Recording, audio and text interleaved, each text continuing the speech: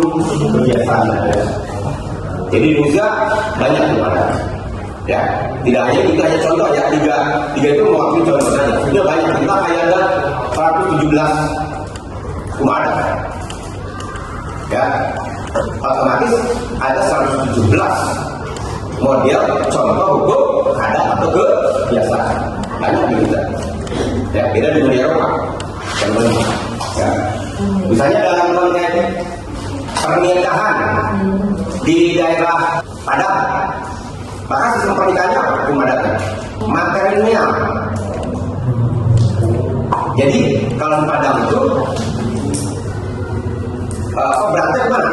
Mater ke ibu, ke istri. Jadi justru suami ambil ke istri di sana, yang pakai istri di sana. Itu hanya ada di Padang. Di Padang itu garis ibu, materialnya. Ada juga materialnya yang garis ayah, ada juga di Sumatera juga. Ya, jadi antara daerah mempunyai hukum adat berbeda. Ya. Kemudian yang ketiga saya ada hukum traktat. Ya. Yaitu hukum yang ditetapkan oleh negara-negara dalam satu perjanjian antar negara. Ya, maka secara umum perjanjian antar negara dalam traktat ini dibagi menjadi dua. Ya. Yang pertama adalah traktat dua negara, atau orang mengatakan apa? Bilateral. Ada juga orang mengatakan G2G, government to government. Ya, jadi itu adalah bilateral. Itu traktat atas perjanjian antara dua negara. Misalnya Indonesia dengan Malaysia. Ya, itu adalah contoh traktat G2G, government to government, atau bilateral namanya. Ya. Yang kedua adalah hukum traktat dalam konteks perjanjian antara banyak negara. Contoh PBB, ya, ASEAN, kemudian NATO, konteks perjanjian, kemudian SEATO, masih dalam konteks perjanjian, kemudian Uni Eropa, ya, Rusia, enggak, itu adalah negara. Ya, cuma memang di dalamnya banyak negara-negara kecil, sama dengan Indonesia, ya. Jadi itu adalah perjanjian multilateral atau perjanjian banyak negara. Contohnya ada PBB, ada dalam konteks olahraga FIFA. Ya, FIFA itu adalah perjanjian dalam perspektif olahraga yang dibuat oleh banyak negara atau multilateral. Ya. Terakhir adalah hukum jurisprudensi. Ya. Hukum jurisprudensi. Hukum jurisprudensi adalah hukum yang terbentuk karena keputusan hakim. Kalian boleh tulis. Ya. Hukum jurisprudensi selalu dibagi menjadi dua. Ya. Yang pertama adalah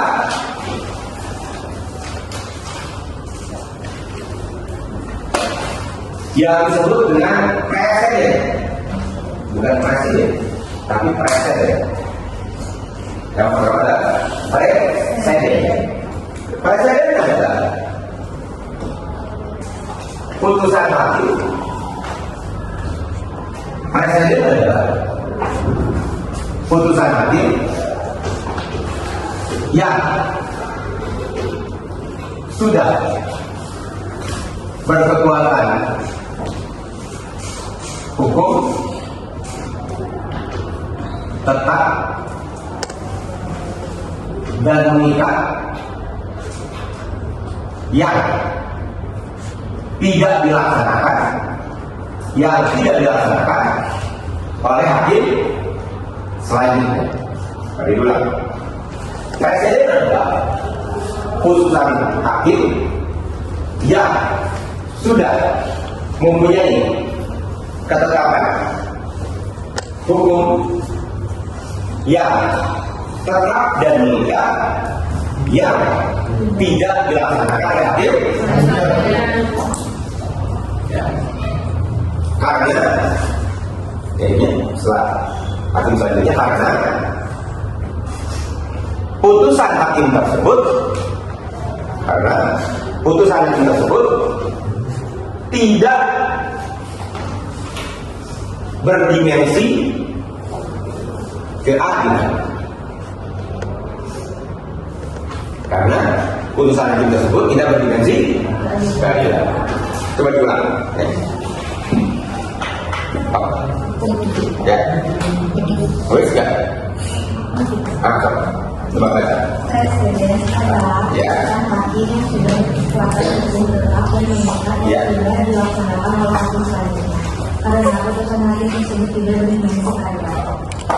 Jadi itu yang pertama, ya, presiden. Yang kedua adalah jurisprudensi yang kita bahas. Ya, jurisprudensi. Jadi ada putusan itu ada presiden, ada jurisprudensi. Jurisprudensi adalah putusan hakim yang mempunyai putusan hakim yang bersifat putusan hakim yang apa tadi? Bersifat putusan hakim yang sudah berkekuatan hukum tetap dan mengikat. Putusan hakim yang sudah berkekuatan hukum tetap dan mengikat dan dilaksanakan oleh hakim selanjutnya. Kalau presiden tadi apa? Dan tidak dilaksanakan oleh hakim selanjutnya, karena putusan tersebut berdimensi keadilan. Itu adalah jurisprudensi. Jadi kalau dengan demikian, putusan jurisprudensi dengan presiden apa bedanya? Ya. Kalau presiden keadilan, kalau jurisprudensi keadilan. Jadi kalau putusan adil itu jurisprudensi, kalau putusan tidak adil maka presiden namanya. Gitu. Kalau putusan adil pasti jadi jurisprudensi karena masih diikuti oleh hakim selanjutnya. Kenapa? Karena punya keadilan. Orang kita itu ilmunya adil. Walaupun tadi di awal saya katakan tujuan hukum etika kontinental adalah kepastian. Bahkan di dalam tata praktek, pasti itu kepastian itu sering berhadapan dengan keadilan. Pasti, tapi tidak adil. Ya, adil tapi tidak pasti. Mendingan mana?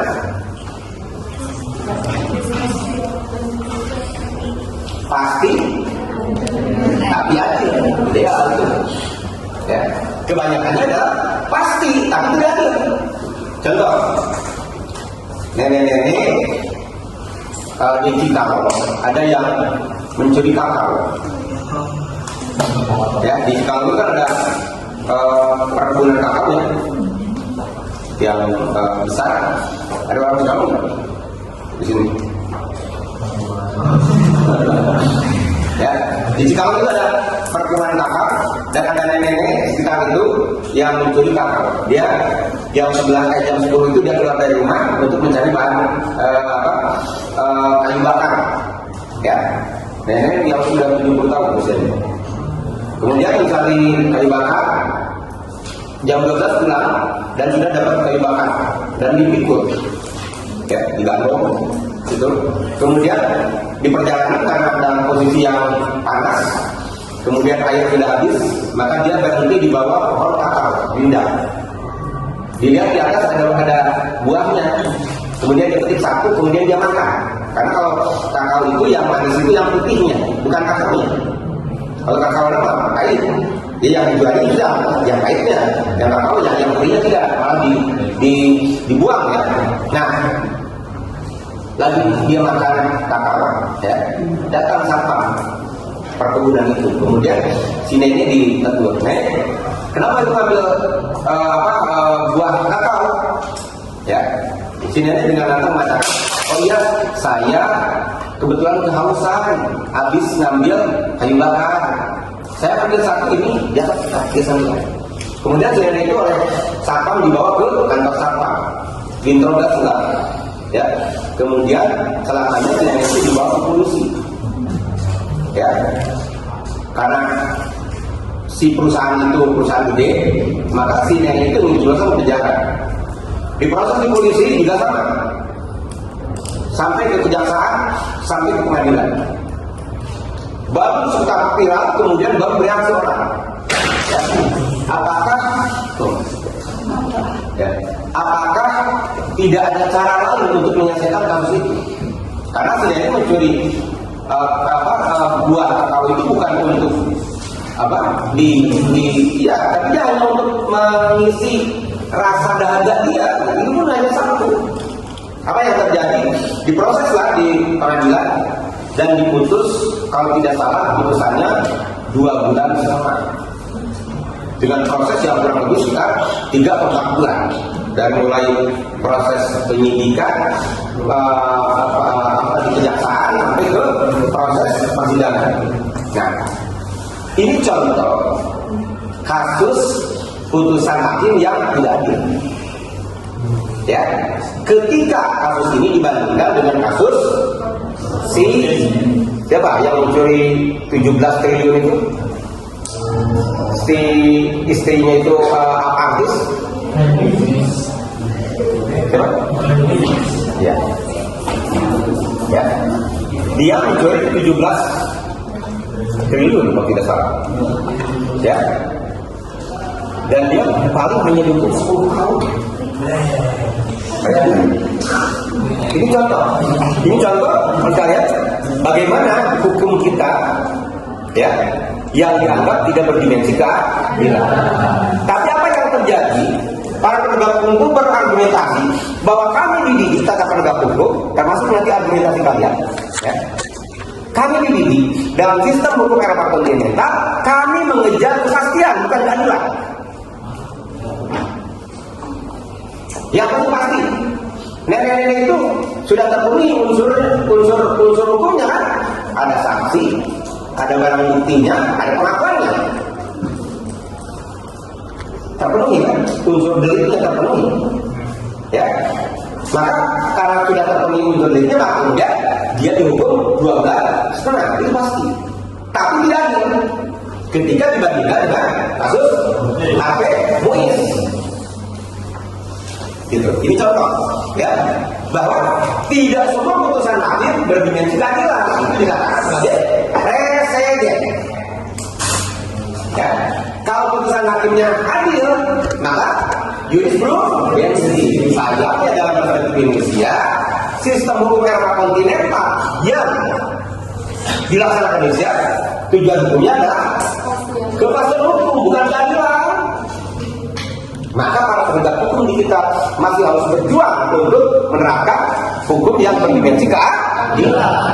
Karena argumentasinya gitu. Di kalian juga nanti dicetak menjadi penegak hukum ini. Pasti argumentasi kalian adalah apa yang kami lakukan adalah untuk kepastian dan keadilan. Tapi masyarakat di kubu lain bergerak dalam perkara keadilan. Gitu. Tidak bisa. Karena keadilan hanya dipunyai oleh apa?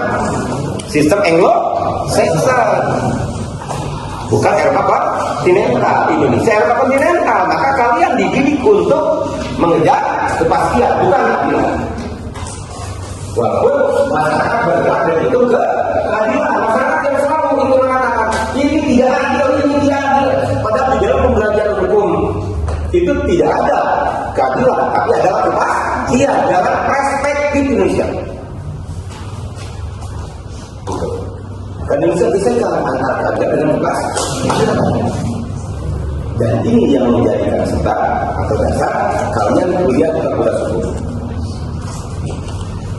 Kalau sudah adil, dia selalu tidak ada fakultas hukum yang mau di Singapura. Sudah adil, tidak ada kejahatan. Gitu. Kenapa di fakultas hukum di Indonesia di fakultas hukum menjadi primadona? Karena di kita banyak problem-problem hukum yang tidak berdimensi ke maka guys, kalian ketika menjadi para penegak hukum, jadilah penegak hukum yang menerapkan nilai-nilai dilaksanakan nilai-nilai, bukan tujuan hukum, nilai-nilai. Karena tujuan hukum itu bisa berubah, adalah kepastian. Tapi ketika kalian menjadi penegak hukum, jadilah penegak hukum yang menerapkan nilai-nilai tidak harus secara formal ada, tapi nilai-nilainya dipakai. Ibarat Indonesia bukan negara Islam, walaupun mayoritas pada Muslim, tapi kita menerapkan nilai-nilai Islam. Beda ya, antara negara Islam dan negara yang menerapkan nilai-nilai Islam. Kita menerapkan nilai-nilai Islam. Ya, kita mau bersandar apapun juga boleh, mau pakai jilbab boleh, tidak pakai jilbab tidak naon, mau sholatnya kita juga nyaman, berbandingkan dengan negara Islam. Jangan jauh-jauh Arab Saudi saja. Ada sholat di Masjidil Haram atau sholat di Masjidil Nabawi. Jangan apa? Tidak ada seperti ini kita. Misalnya sholat itu nyaman, Allah. Di sana Allah Akbar kita ditabrak. Ya, iya. Saya lagi ketemu tiba-tiba orang yang tinggi besar. Ngeloncakin kita, ya ketutup kan, karena dia pakai baju dia gamis, ketutup kan kita. Ini kita di sana.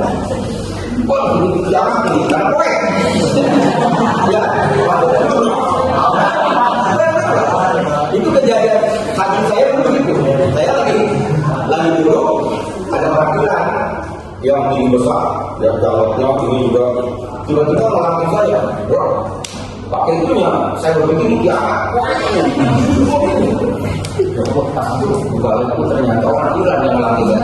Itu itu ada sesuatu yang tidak nyaman ketika sholat di sana. Ya, dan sholat di sana begini tidak ada seperti di kita. Kita enak banget coba dia sholat di masjid kita enak banget gitu. Di sana nggak ada begini sholat itu. Ya, itu sudah begini tabrakin. Ya, yang sedang ini kalau pun kepalanya tidak sopan, ini kan ajar itu. Di sana kita tidak sama orang lain. Saya lagi istirahat, lagi akad, tiba-tiba kepala saya di itu sholat di sana. Ya, itu di negara yang Islam. Bandingkan dengan di Indonesia yang negara yang menerapkan nilai Islam, bukan Islam tapi menerapkan nilai Islam. Kita nyaman soal yang sholat di sini, nyaman nggak ada cerita itu santai. Kita ini adalah sekali gambaran negara yang menerapkan nilai Islam, bukan negara Islam. Gitu. Ya, jadi beda antara negara Islam dengan negara yang menerapkan nilai-nilai Islam. Itu ada negara agama atau negara yang menerapkan nilai-nilai agama. Nah, Indonesia. Jadi kita bersyukur di negara yang menerapkan nilai-nilai agama. Walaupun bukan negara agama. Gitu. Ya, karena di negara agama mana pengendalian orang kan. Ya, soalnya hampir tidak ada negara-negara yang hanya di Indonesia. Maka banyak kawan sekarang ingin menjadikan Indonesia juga negara perang. Coba lihat. Ya, ada kecenderungan dengan dalam orang-orang Arab yang Indonesia itu kalau mau perang dari apa negara perang. Habib Rizik itu kan di negara perang. Datang ke Indonesia kayak perang, bukan dia kalau dia berpidato atau ceramah itu kan destruktif semua bangsa. Iya, bukan menuduhkan ya. Kalau kita ini kan yang namanya ceramah itu harus menuduhkan umat. Ini kan malah membakar umat. Memang ya dia di Arabnya begitu. Ketika dia datang di Indonesia disalahkan di Arab di Indonesia. Ini jadi problem kita. Itu. Nah ini contoh. Jadi memang seperti itu. Ya. Dan di negara kita, alhamdulillahnya negara yang mengangkat nilai-nilai agama, bukan negara agama. Ya, sehingga agama di kita, Kristen, Hindu, Buddha, nilainya yang terpakai dan semua nilainya sama. Kalau nilai agama itu apa? Kebenaran. Oh kayaknya tidak ada satu agama yang membolehkan maling. Ada tidak? Kristen sama, tidak boleh. Hindu sama, Buddha sama, Buddha apa? Islam sama. Jadi agama itu mengajarkan nilai kebenaran. Semua sama. Tapi kalau kita macam-macam kalau begitu mah usah orang ada terpindah begitu. Cuma nilai-nilai agama itu semua sama, mengajarkan nilai-nilai kebenaran. Gitu. Tidak ada yang mengajarkan nilai kejelekan. Itu Kesimpulannya, materi ini adalah bahwa pembagian hukum dapat diklasifikasikan berdasarkan sumbernya yang terdiri dari 4 jenis utama. Yang pertama, hukum undang-undang tertulis dalam peraturan. Yang kedua, hukum kebiasaan adat atau berasal dari kebiasaan diri sendiri. Yang ketiga, hukum traktat berasal dari perjanjian antar negara. Yang keempat, hukum jurisprudensi berasal dari keputusan hakim.